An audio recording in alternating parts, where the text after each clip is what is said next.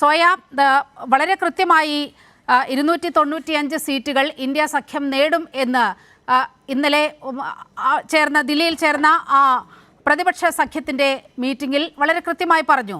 ഇപ്പോൾ കെജ്രിവാൾ പറഞ്ഞു എക്സിറ്റ് പോളുകൾ കള്ളമാണ്, വോട്ടെണ്ണൽ കഴിയുമ്പോൾ മോദി സർക്കാർ ഉണ്ടാകില്ല എന്ന് കെജ്രിവാൾ ഒരു ആത്മവിശ്വാസം പ്രകടിപ്പിക്കുകയാണ്.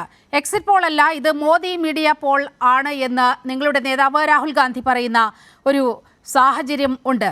ഈ 295 എന്ന മാജിക് ഫിഗറിൽ നിങ്ങൾക്ക് അല്ലെങ്കിൽ രാജ്യത്തെ ഇന്ത്യ സഖ്യത്തിന് എത്താൻ കഴിയുമെന്നുള്ള ഒരു ആത്മവിശ്വാസം എന്തിന്റെ അടിസ്ഥാനത്തിലാണ്?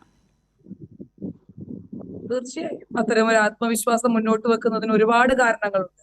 കാരണം ഈ കഴിഞ്ഞ തെരഞ്ഞെടുപ്പിന്റെ സമയത്ത് നമ്മൾ മുന്നോട്ട് വെച്ചിട്ടുള്ള ജനകീയമായിട്ടുള്ള വിഷയങ്ങൾ, നാം ഊന്നി പറഞ്ഞിട്ടുള്ള കാര്യങ്ങൾ, ഇങ്ങനെയാണ് ആളുകൾ നമ്മളോട് തിരിച്ച് റെസ്പോണ്ട് ചെയ്തിട്ടുള്ളത് എന്നൊക്കെ വളരെ കൃത്യമായി മനസ്സിലാക്കിയതിന്റെയും അത്തരം ഒരു മാസം നീണ്ടുനിന്ന ഈ തെരഞ്ഞെടുപ്പിലൂടെ കടന്നു പോകുമ്പോൾ അത് എത്രത്തോളം ആത്മവിശ്വാസം ഒരു മുന്നണിക്ക് നൽകുന്നു എന്നുള്ളതിന്റെ ഉത്തരം തന്നെയാണ് അത്തരത്തിലൊരു 295 എന്ന് പറയുന്ന ഒരു നമ്പറിനെ പറ്റി, അല്ലെങ്കിൽ 295+ എന്ന് പറയുന്ന ഒരു നമ്പറിലേക്ക് കൃത്യമായിട്ട് അല്ലെങ്കിൽ അത്തരം ഒരു മറുപടിയുമായി പ്രതിപക്ഷ നേതാക്കൾ പോകുന്നത്.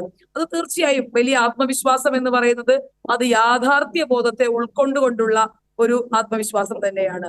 കാരണം ഈ വരുന്ന എക്സിറ്റ് പോളുകളുടെ ഒക്കെ കണക്കുകൾ നമ്മൾ പരിശോധിക്കുമ്പോൾ അവരൊക്കെ നേരത്തെ പറഞ്ഞു വെച്ചതുപോലെ, നീലിമ പറഞ്ഞു വെച്ചതുപോലെ, അതിലൊക്കെ ഒരു സമാന സ്വഭാവം കാണിക്കുമ്പോൾ നേരത്തെ BJP-യുടെ പ്രതിനിധി ചോദിച്ചു, എന്തുകൊണ്ടാണ് നിങ്ങൾക്ക് ഈ അവിശ്വാസ്യത, എന്തുകൊണ്ടാണ് നിങ്ങൾക്ക് ഈ വിശ്വാസക്കുറവ്?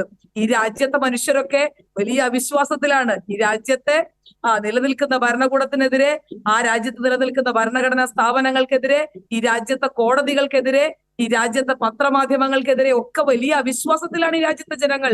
ഇതിന് കൃത്യമായി BJP എന്ന് പറയുന്ന ഒരു രാഷ്ട്രീയ പാർട്ടി, ഈ രാജ്യത്തെ ഭരണകൂടം അല്ലെങ്കിൽ ആ ഭരണകൂടത്തെ നിയന്ത്രിക്കുന്ന രാഷ്ട്രീയ പാർട്ടി ഇതിനെയൊക്കെ ഹൈജാക്ക് ചെയ്തു എന്നുള്ള ഉത്തമ ബോധ്യമുള്ളത് കൊണ്ടാണ് ഈ അവിശ്വാസ്യത ഉണ്ടാകുന്നത്.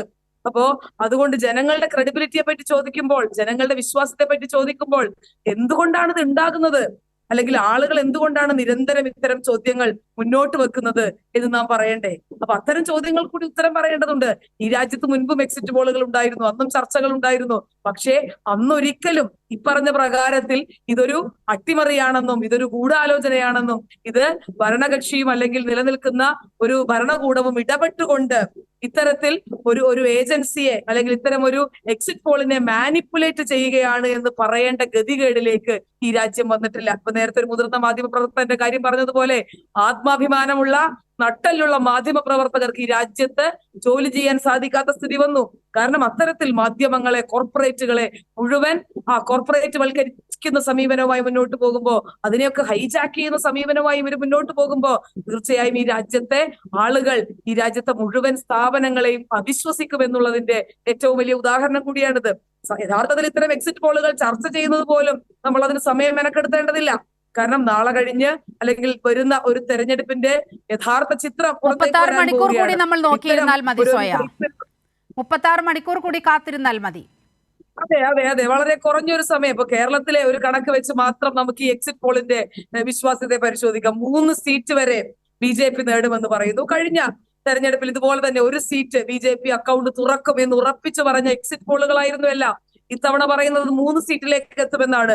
കഴിഞ്ഞ തവണ ഒരു സീറ്റ് പോയിട്ട് അക്കൗണ്ട് തുറന്നുമില്ല, ഇത്തവണയും 3 സീറ്റുമില്ല, അല്ലെങ്കിൽ അക്കൗണ്ട് തുറക്കാനും പോകുന്നില്ല. ഈ 3 സീറ്റ് എന്ന് പറയുന്നതിന്റെ അവിശ്വാസ്യത തന്നെയാണ് യഥാർത്ഥത്തിൽ എക്സിറ്റ് പോളുകളെ വലിയ സംശയത്തിലേക്ക് കൊണ്ടുവരുന്നത്. കേരളത്തിൽ 3 സീറ്റൊക്കെ BJP നേടുമെന്ന് പറയുമ്പോൾ അത് വിശ്വസിക്കാൻ നമുക്കൊക്കെ അറിയാം. നമ്മളൊക്കെ ഈ രാഷ്ട്രീയം ചർച്ച ചെയ്യുകയും രാഷ്ട്രീയ മണ്ഡലത്തിൽ നിന്നുകൊണ്ട് കാര്യങ്ങൾ മനസ്സിലാക്കുകയൊക്കെ ചെയ്യുന്ന ആളുകളാണ്.